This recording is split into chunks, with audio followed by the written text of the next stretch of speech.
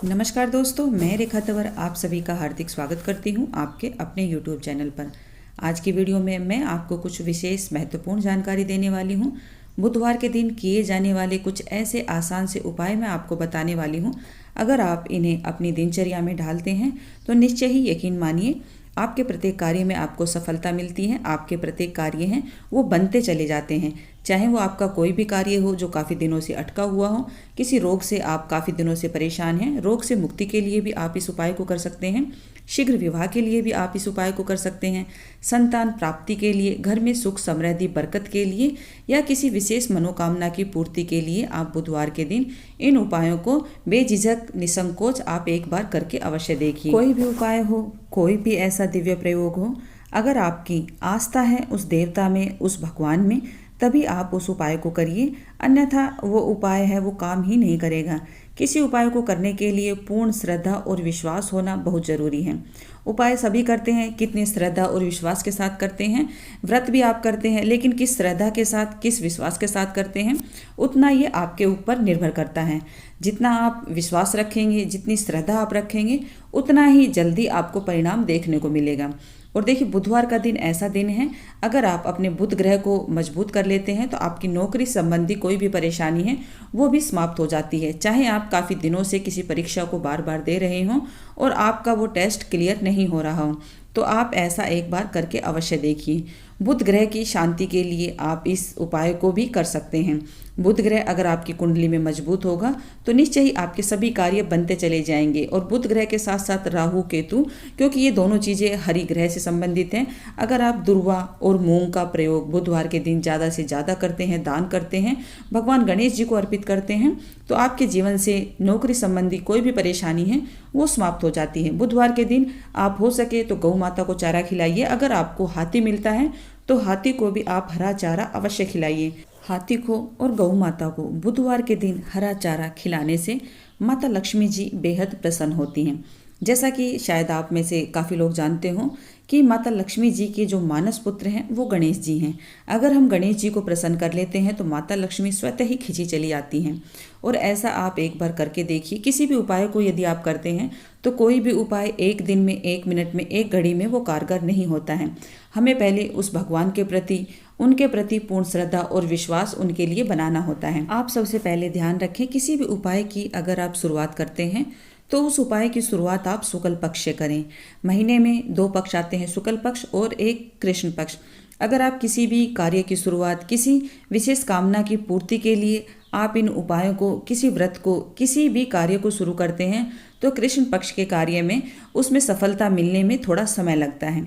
और शुक्ल पक्ष का जिस तरह चंद्रमा बढ़ता है उसी तरह आपकी कामयाबी आपके कदम चूमती हैं। तो ऐसा आप पहले से ध्यान कर लें। दूसरी बात है कि हो सकता है कि आपको बुधवार के दिन हरा चारा ना मिले, तो आप कोशिश करें कि हरे रंग की जो भी सब्जियां होती हैं वो आप गौ माता को, नंदी को या फिर हाथी को आप जरूर खिलाइए। हो सके तो आप अपने हाथों में रखकर वो हरी सब्जियां गौ माता को, नंदी को या हाथी को खिलाइए। अगर वो गौ माता, नंदी, हाथी आपके हाथ को स्पर्श करता है, आपकी हथेली को चाटता है, तो ऐसा माना जाता है कि सोई से सोई हुई किस्मत भी उसकी चमक उठती है। और ऐसा आप 1 बार, 2 बार, 5 बार, जितना आपसे बनता है करके देखिए। कोई टोना टोटका नहीं है, एक भगवान के प्रति आस्था है और एक पूजा भाव, दान दक्षिणा देने का भी ये एक माध्यम है। इस तरह से आप इस उपाय को करिए। दूसरा उपाय है कि जब भी बुधवार के दिन आप खाना बनाते हैं अपने घर के अंदर, तो उस दिन पीली चीज़ों का आप सेवन ना करें। बुधवार के दिन जितना आपसे बनता है हरे मूंग का, हरी सब्जियों का, हरे रंग के कपड़े ही आप पहने। अगर आप ऐसा अपनी दिनचर्या में, रोज़ की दिनचर्या में ऐसा ढालते हैं, निश्चय ही आपका बुध ग्रह इतना मजबूत होगा, इतना बलवान होगा कि आपका कोई भी कार्य है वो अटकेगा ही नहीं। बुधवार के दिन ये छोटे छोटे कार्य हैं। और देखिए, सप्ताह का 7 दिनों का ही अपना अपना महत्व होता है।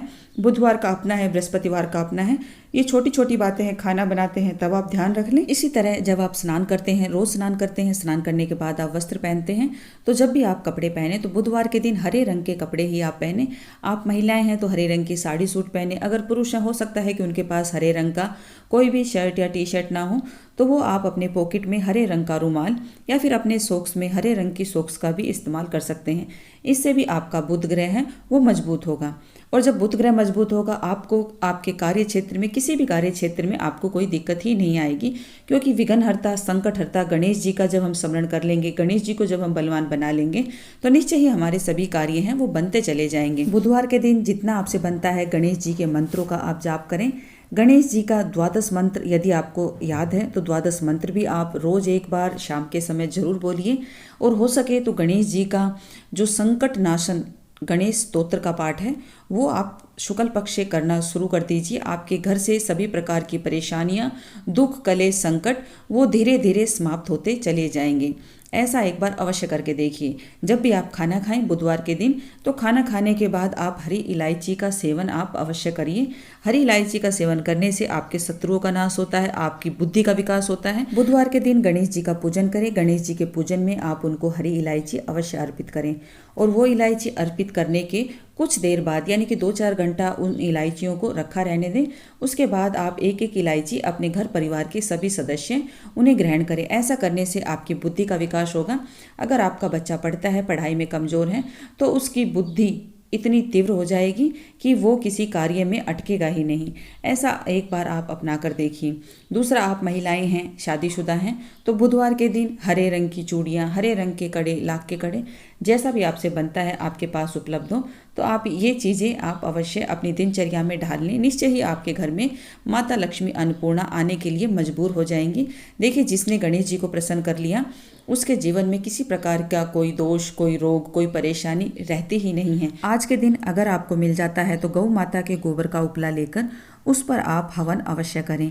हो सके तो हर प्रत्येक बुधवार के दिन करें। अगर प्रत्येक बुधवार के दिन नहीं कर सकते हैं तो महीने के शुक्ल पक्ष की चतुर्थी तिथि को आप गणेश जी का नाम लेकर गणेश जी के मंत्रों के साथ आप हवन करें।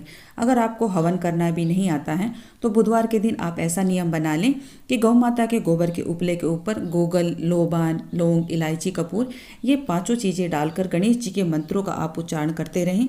इन चीज़ों का उच्चारण करेंगे, गणेश जी के मंत्रों का जब आह्वान करेंगे तो माता लक्ष्मी स्वतः ही आपके घर में खिंची चली आएंगी। गौ माता के गोबर में माता लक्ष्मी जी का वास बताया गया है और गौ माता के मूत्र में यानी कि गौमूत्र में माता गंगा जी का वास बताया गया है।